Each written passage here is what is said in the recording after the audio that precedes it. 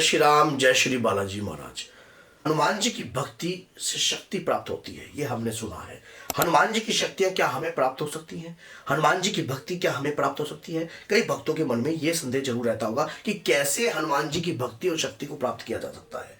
सबसे पहली बात, हनुमान जी की भक्ति और शक्ति, इसको समझना बहुत जरूरी है।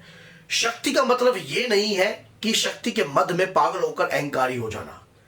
हनुमान जी की भक्ति अगर आप प्राप्त करना चाहते हो तो आपके अंतर, एक भक्त को उसकी भक्ति की शक्ति जब प्राप्त होती है जब वो अपने आप को पूर्ण रूप से समर्पित कर देता है अपने देवता के प्रति।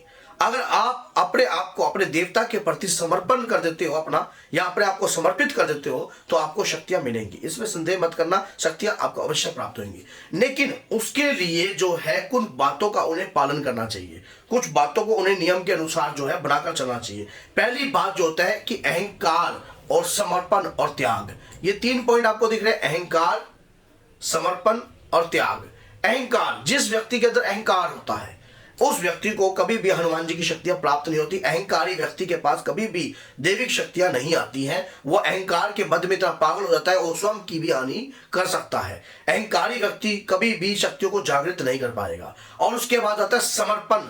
जो भक्त अपने इष्ट के प्रति सब कुछ समर्पित कर देता है, अपने तन मन सभी इच्छाएं मेरे इष्ट से जुड़ी हैं, अगर मेरे इष्ट की सहमति है तो सब कुछ है। आपने कई भक्तों को देखा हो ना कि भैया मेरा बाबा जानता है, मेरा बाबा जानता है सब कार्य है, और देखो मेरे को आज प्रॉफिट हुआ तो मेरे बाबा के कारण हुआ, और घर को ये लाभ हो रहा है तो मेरे बाबा के कारण हुआ है। क्या है? समर्पण। सब कुछ, मेरी जिंदगी तुझसे, मेरा अंत भी तुझसे, मेरी सुबह भी तू है, मेरी शाम भी तू है, मेरी रात भी तू है। जब हम अपने इष्ट के प्रति इस प्रकार की भावना से कार्य करते हैं तो हमारे इष्ट हमसे प्रसन्न होकर उस हमारे शरीर पर वो ऊर्जा और ओरा भी हमारा क्रिएट होता है जो आदमी इस प्रकार का कार्य करता है। फिर तीसरा क्या है? त्याग। जिस व्यक्ति के अंदर त्याग करने की शक्ति है, मान लीजिए आप किसी भी चीज को छोड़ने की शक्ति है। कई बार भक्ति में हमें कई चीजें छोड़नी पड़ती हैं, प्याज, लहसुन, मीट, अंडा, दारू, शराब, ये सब कुछ हमें त्यागना पड़ता है। कई भक्त तो हनुमान जी को इसी कारण छोड़ देते हैं। क्यों? प्याज छोड़ना पड़ सकता है, लहसुन छोड़ना पड़ सकता है। क्या ये वाक्य में सत्य है कि हनुमान जी को इन चीजों को? सबसे बड़ी बात, प्याज लहसुन खाने से कुछ होता नहीं है, लेकिन हमारे शरीर में तामसिकता विकार उत्पन्न होने लग जाते हैं। जब तामसिक विकार हमारे शरीर में उत्पन्न होंगे तो ना तो हमारा भक्ति में चित्त लगेगा, ना भक्ति में ध्यान लगेगा, और कुप्रभाव जो है हमारी बुद्धि पर होने लग जाएगा। हम विचलित होने लग जाएंगे। हमारा खान पान भी हमारी भक्ति को दर्शाता है। अगर हम अच्छा आहार ग्रहण करते हैं, हमारे पेट में पीड़ा नहीं होगी। आप आधा घंटा बैठोगे, आधा घंटे में अगर आपको गैस के गोले बन रहे हैं, शरीर में पीड़ा हो रही है, ध्यान केंद्रित करने की कोशिश कर रहे हो और इधर से आप जो है गैस पास कर रहे हो, या पेट में मरोड़े मचते हैं, या खट्टी डकारें आ रही हैं आपको, तो आप भक्ति से विचलित हो जाते हो।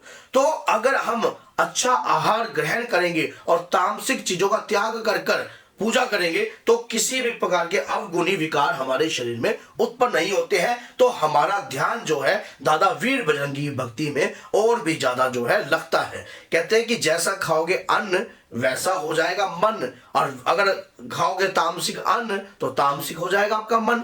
तो इस प्रकार की चीजों का त्याग आपको करना चाहिए। निस्वार्थ भाव की भक्ति, एक होती है जिसमें स्वार्थ छुपा होता है, एक होती है जिसमें निस्वार्थ है। भगवान राम की निरंतर भक्ति करी हनुमान जी ने, लेकिन कोई स्वार्थ नहीं था। आज भी वो अपने बल को अपना बल ना कहकर, हालांकि हर कार्य को संभव करने में वह स्वयं सक्षम है, लेकिन अब हर बल को अपना बल ना कहकर प्रभु श्री राम का बल का नाम लेते हैं कि जय सिया राम। मानो राम नाम से ही उनका बल है। उन्होंने ये दर्शाया कि मैं हनुमान ना कहकर राम भक्त को आकर ज्यादा खुश हूं। तो निस्वार्थ भाव की भक्ति राम जी के प्रति, माता जानकी के प्रति उनकी निरंतर रही है। तो जिससे अगर आप भी अगर हनुमान जी के भक्त हो और हनुमान जी को आप दिलों से प्रेम करते हो, तो निरंतर उनको अगर प्रसन्न करना चाहते हो तो आपको है निस्वार्थ भाव की भक्ति करनी चाहिए। अपनी भक्ति से आप अगर आपके पास कोई शक्ति आती है या कोई ऊर्जा आती है तो संसार के कल्याण में कार्य में उस ऊर्जा को लगाना चाहिए। कभी भी कोई भी शक्ति आपके शरीर पर नहीं, आपके स्वयं के कार्य के लिए नहीं आती है। जन के कल्याण के लिए अगर आपको कोई शक्ति प्राप्त होगी, मान लीजिए हनुमान जी की शक्ति आपको प्राप्त होती है, हनुमान जी की कृपा आपको प्राप्त होती है, तो किस कार्य के लिए प्राप्त हो रही है? वो जन के कल्याण के लिए, खुद के निजी स्वार्थ के लिए नहीं।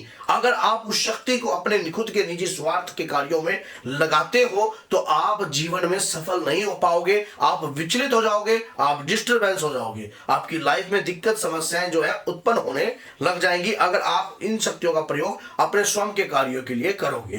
तो आप अगर विचलित नहीं होना चाहते तो इस प्रकार का प्रयोग आपको करना ही नहीं चाहिए। अब क्या होता है कि ब्रह्मचारी का पालन सबसे बड़ी बात यही आकर खड़ी हो जाती है। क्या अगर हम हनुमान जी की भक्ति कर रहे हैं तो क्या हमें ब्रह्मचारी रहना पड़ेगा? ये कहीं भी नहीं लिखा है कि आप हनुमान जी की भक्ति कर रहे हो तो आपको ब्रह्मचारी रहना पड़ेगा। ब्रह्मचारी हम अपने नियम के अनुसार रहते हैं। अगर हम कोई संकल्प लेकर पूजा करते हैं, मान लीजिए मैंने 11 दिन के सुंदरकांड का पाठ संकल्प लेकर किया है कि मैं 11 दिन जो है अखंड जो जलाकर सुंदरकांड का पाठ करूंगा और ब्रह्मचारी रहूंगा। क्यों? जिससे मैं विचलित ना हो पाऊं, मेरी ऊर्जा मेरे में ही स्टोर रहे।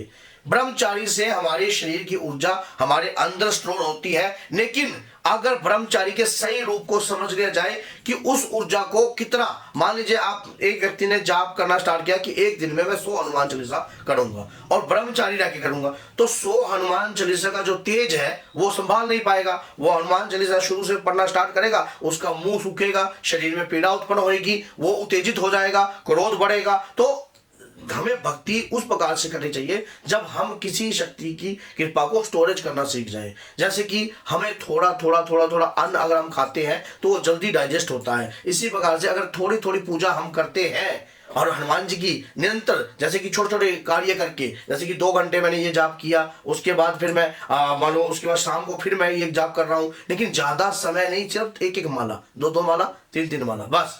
इससे आपको कोई नुकसान नहीं है और आपके अंदर जो है ब्रह्मचारी रहने की ताकत और बढ़ेगी। आपने अक्सर वो व्यक्ति जरूर देखे होंगे जो हनुमान जी की पूजा करते हैं और फिर कहते हैं कि मुझे नाइटफॉल हो गया, फिर कहते हैं कि मेरे साथ ये हो रहा है, फिर कहते हैं कि मैं ब्रह्मचारी नहीं रह पाता हूं हनुमान जी की भक्ति में। और हनुमान जी की भक्ति में ब्रह्मचारी का टॉपिक बहुत बड़ा है। हनुमान जी की भक्ति में शादीशुदा जोड़ा भी हनुमान जी की भक्ति कर सकता है, एक नारी भी हनुमान जी की भक्ति कर सकती है और एक स्त्री भी हनुमान जी की भक्ति कर सकती है, क्योंकि हर स्त्री में हनुमान जी अपनी माता को ही ढूंढते हैं। ये बात याद रख लेना। आपको किसी भी व्यक्ति ने अगर विचलित किया है कि ऐसी औरत को हनुमान जी की पूजा नहीं करनी चाहिए या औरतों को हनुमान जी की पूजा नहीं करनी चाहिए, नहीं, आप कहीं भी हिमाचल चले जाओ, उत्तराखंड चले जाओ, किसी पहाड़ी इलाके में चले जाओ, हर मोड़ पर आपको दादा वीर बजरंगी का हनुमान जी सिंदूरी मूर्ति दिखेगी। क्यों?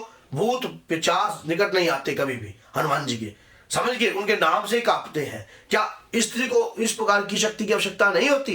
क्या हनुमान जी की स्त्री को आवश्यकता नहीं है? ये लोगों की मनगढ़ंत बातें हैं। ऐसे व्यक्तियों से अपना बचाओ तो ज्यादा बढ़िया है। हनुमान जी के आगे आप सच्चे मन से अगर प्रार्थना करते हो और मंगलवार के दिन अगर आप हनुमान जी को सीताराम की माला का स्मरण करते हो या रामायण का पाठ सुनाते हो तो आपकी ऊर्जा बढ़ती है। उसके बाद रामायण का निरंतर पाठ, अगर आप अपने घर के अंदर नियम बनाकर रामायण का निरंतर पाठ करने लग जाते हो, रोजाना निरंतर रामायण का पाठ करते हो, आपकी ऊर्जा तो बढ़ेगी और साथ में हनुमान जी की कृपा आपके शरीर पर आएगी और आपका ऑरा क्रिएट होने लग जाएगा, बॉडी पर ऑरा क्रिएट हो जाएगा।